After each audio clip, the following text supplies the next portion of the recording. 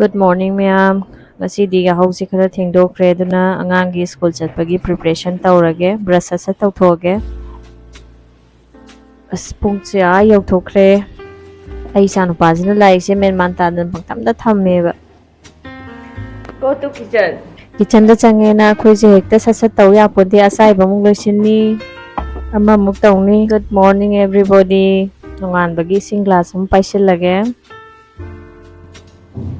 Đấy cái tôi hả bữa đồ ngasi ayuk tagi na morning na ina oran nung dangit ng mapan tarabo cái tôi hả bữa may am đất kang kita siya tawag jero kay ko ngasi kay sitter na haro ngasi house uniform sitter house ki uniform school da Sing đi ra thôi hồi đây là gì hồi đây 나오 이층 더 나오 아가 나오라니 이층 더 나 이층 시대기 클래스 엄마야 로고 누가 그거 더 Good morning ma'am 동실로 지금 너 얘게 나 이리 살아봐 기다려봐 चलो 양투 चलो Kaya hapo?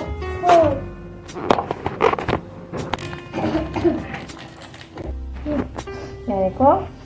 Hajaba. Không pamjarabo. Pamjarabo hay ba? Pamne. Pamjara. Go. Odioro. Hobe smile tau dana isa no palo shin ba loi re school cha khidore. Isi bi tau ge. Video tao cái sao vậy? Bà không phải rồi. Giải đến tao. Good morning. How? Smile gari ma tao rồi. Imong gì cũng say nè cô. Mà pa chặt khiba. Mà cha chặt lâm dai gi. Tom ba tummi. Rồi ma học là cả đây calm start. Lao xí lao. Nằm mai tôi yên lặng khăn lấy lao. Kia lo.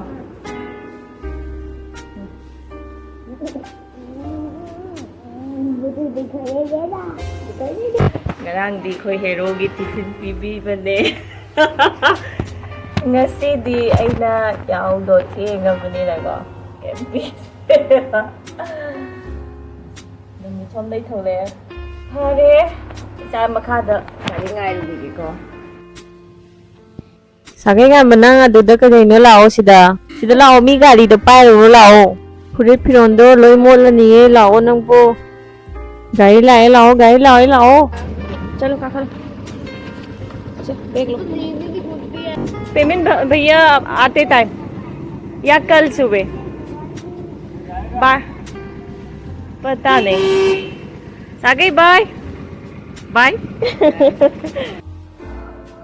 लाओ हाउरे तो लाओ ने दादा school चखे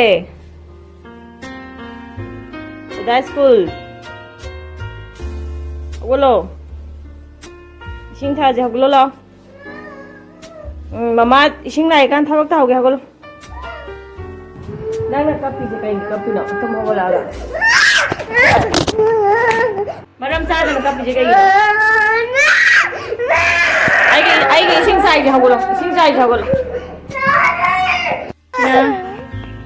Mai tai gi mayang ton du ni ko. Sida gi ga. Tuka variety.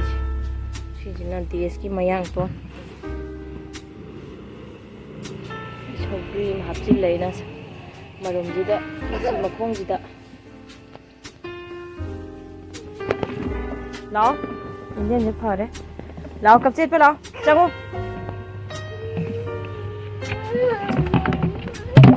lao lam tu chai ba besu lage sini angang ani gi mama hai ri se ama chatre ama yumda le hoba ama jimu ningai kan na kapi ma mu phana ba them doi ne ningai doi ham kali se kai gi no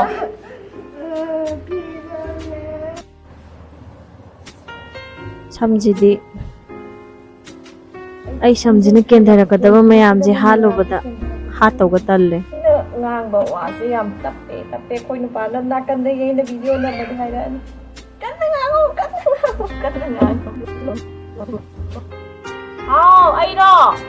Mama đó. Cream tay lắm bạn ơi. Ai cream tay đi ye. Bạn chứ.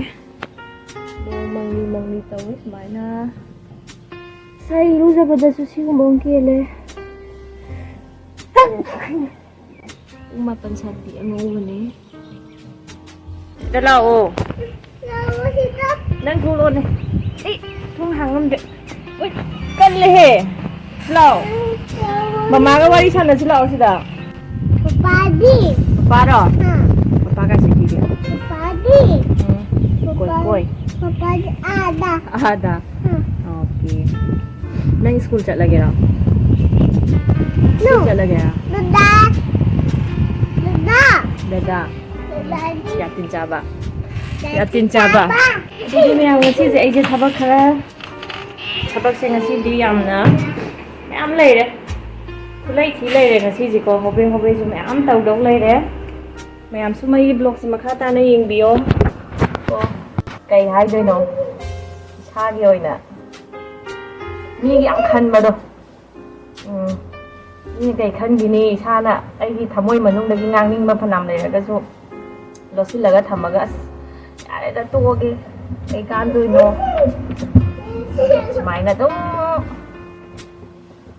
leirak pa mi ne do thamoi manung da sum nungai ta ba myam phawra adi thamoi kan khale tau ngam khale do kan khale do ada mai tau bana an si je makhan ma then yam thengna re khoi phabadi daka oidabida dem care de hingna khwai phane aina migi khanbi dumaina mina aigi khanbi rakte thengna da sinne dune ko stick hek thajilaba keke hek da manba aige khara loi khale khangai Ngasi di saugri ga kangau ga taurage mayam. saugri sida leide ina kai yaram dong mali wajar tabak mathau taurage na freezer da thamba u morok ne ko si kem taude yumdagi mi changakpada happy bane si yam sai yumda su sumaina thambiyo to layoraga ne plastic ta hapaga thambado kaino tawna yam thuna pasinbane ba aduduna sumaina daba amda ajan sampute aduduga freezer da hapa thambiyo dudi me amai chak thongdokhige chak loira kanda mu update tawrage kidai no सारे खा लिया tiffin सारा खाया क्या मिला आपको एक खाता मिल गया दिखाओ लाओ दिखाओ जाने पापा card ngau bạch cha này animak poro ngai re poro sat sata poro umbrella poro umbrella poro haraga tai ji kai na mana khali jau ne gari gi hana wa khanda fajana payo dur se ro khatang cha tho kari kaida yumda fajana payo इधर इधर लगे